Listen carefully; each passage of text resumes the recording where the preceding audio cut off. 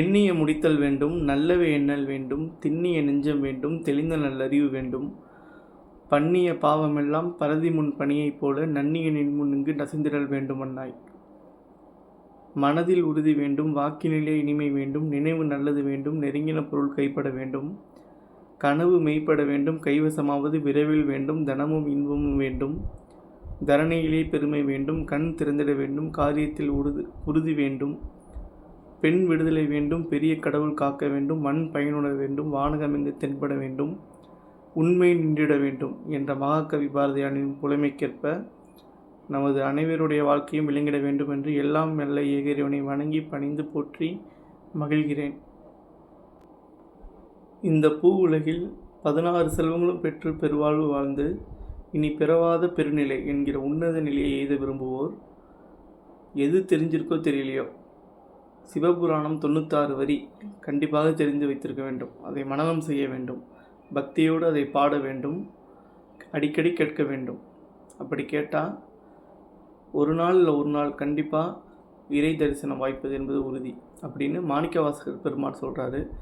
சிவபெருமான நேரில் தரிசனம் பண்ண பிறகு நமச்சிவாய வாழ்க, நாதன் தாழ் வாழ்க, இமைப்பொழுதும் என் நெஞ்சில் நீங்காதான் தாழ் வாழ்க, கோகலி ஆண்ட குருமனிதன் தாழ் வாழ்க, ஆகமம் ஆகி நின்று அன்னிப்பான் தாழ் வாழ்க அப்படிங்கிற சிவபுராணம் 96 வரி பாடல் வரிகளை பாடுறாரு.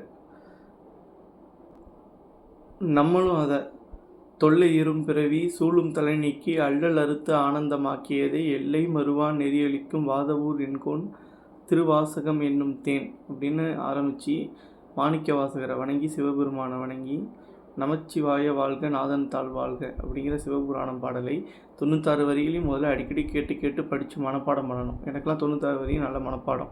அது இன்னொரு வீடியோவில் நான் அந்த 96 வரியுமே சொல்லி போடலான் இருக்கேன். கண்டிப்பாக அது கூடிய விரைவில் அந்த வீடியோ வரும். நீங்களும் அதை படித்து மனப்பாடம் பண்ணி அடிக்கடி கேட்டுக்கிட்டே வர வர வர சிவபெருமானின் தரிசனம் வாய்க்கும் என்பது திண்ணம்.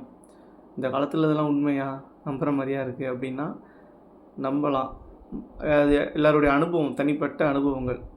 அவர் மாணிக்கவாசகர் பெருமான் சொல்கிற மாதிரி தான், சிவன் அவன் என் சிந்தையில் நின்று அவன் அருளாலே அவன் தாள் வணங்கி சிந்தை மகிழ சிவபுராணம் தன்னை முந்தை வினை முழுதும் ஓய உரைப்பன் யான் அப்படிங்கிற மாதிரி சிவன் வாய்ப்பு அளித்தால் வாழலாம். அவர் நினைக்கணும்.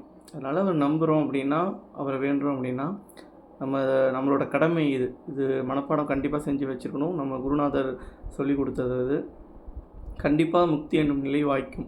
இனி பெறவாத பெருநிலை என்கிற உன்னத நிலையை எய்த விரும்புவோர் முக்தி, மோட்சம், சிவஸ்வரூப முக்தி, இந்த மனித வாழ்க்கையே எனக்கு போதும், இதிலேயே எல்லாமே நான் அனுபவிச்சு நீ பிறக்கவே கூடாது அப்படிங்கிற நினைக்கிறவங்க இதை கண்டிப்பாக தெரிஞ்சு வச்சுருக்கணும்.